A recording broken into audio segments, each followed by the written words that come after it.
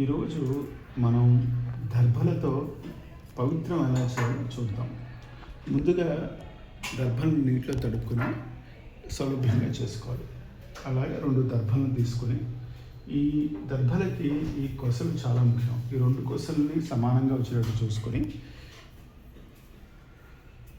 మనం సుమారుగా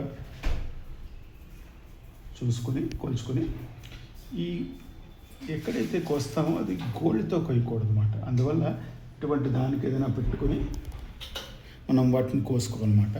కోసుకున్న తర్వాత ఈ కొసలు ఉన్నాయి కదా, ఈ కొసలని మనం కుడి చేతి పక్క పెట్టుకుందాం, వీటిని ఎడమ చేతి పక్క పెట్టుకుంటాం. అయితే ఇక్కడ ముఖ్యమైన విషయం ఏంటంటే ఇక్కడ కొంచెం ఖాళీ ఇటువైపు మన ఎడమ చేతికి కుడి చేతికి పక్కన కొంచెం వదిలేయాలి. ఈ ఎక్కడైతే ఇది వదిలేస్తున్నామో ఇది కుడి చేతి పక్క ఎడమ చేతి పక్క సమానంగా ఉండేటట్టు చూసుకోవాలంటే ఇక్కడ ఎంత వదులుతున్నామో ఇక్కడ కూడా అంతే వదలాలి. ఇలా వదిలేసిన తర్వాత ఇప్పుడు ఏం చేస్తామంటే ఈ కుడి చేతి పక్క ఉన్న మనది ఈ బటకన వేలు కింద ఉంటుంది, ఈ చూపుడు వేలు పైన ఉంటుంది. దాంతో మనం ఇలా సవ్యంగా తిప్పుతాం ఇక్కడ. అలాగే దీనిని అపసవ్యంగా తిప్పుతాం. ఇలా తిప్పినప్పుడు ఏమవుతుందంటే మన దారంతో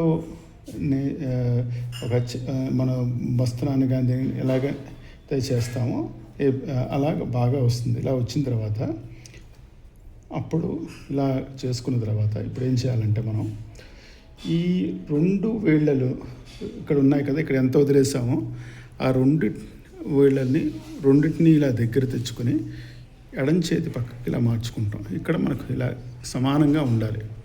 సమానంగా ఉన్న తర్వాత ఈ వేలు ఉంది, కుడి చేతి పక్క వేలు ఉన్నాయి కదా, దీనిని అపసవ్యంగా మన వైపు ఇలా తిప్పుకుంటాం.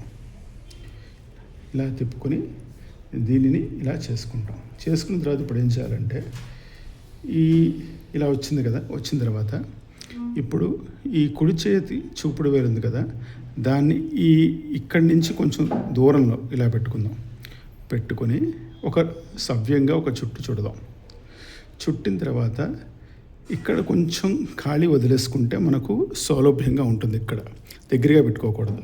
పెట్టుకున్న తర్వాత అప్పుడు ఏం చేస్తామంటే ఈ కుడి చేతి దాన్ని ఉన్నదాన్ని 2 చుట్లు చుట్టాలి. ఎడం చేతిలో ఉంచి మనం ఇలా తీసుకొని దీనిని 1 2 చుట్టు చుట్టి 2వ చుట్టు అయిన తర్వాత దీనిని ఇందులో ఉంచి పైనుంచి ఈ 2వ రింగ్లోకి దూర్చి ఇలా లాగుతామన్నమాట. ఇలా లాగినప్పుడు మనకు ఈ పవిత్రం ఇలా తయారవుతుంది. పవిత్రం ఇలా తయారైనప్పుడు ఇలా ఉంటుందన్నమాట. ఇలా అందంగా వస్తుంది. వచ్చిన తర్వాత మనం కార్యక్రమాల్లో ఉన్నప్పుడు దీనిని ఇలా మన ఉంగరపు వేలు వేసుకొని మన కార్యక్రమాలు చేసుకోవచ్చు అన్నమాట. ఈ విధంగా మనం దర్భలతో పవిత్రం ఎలా చేయాలో ఇవాళ తెలుసుకున్నాం.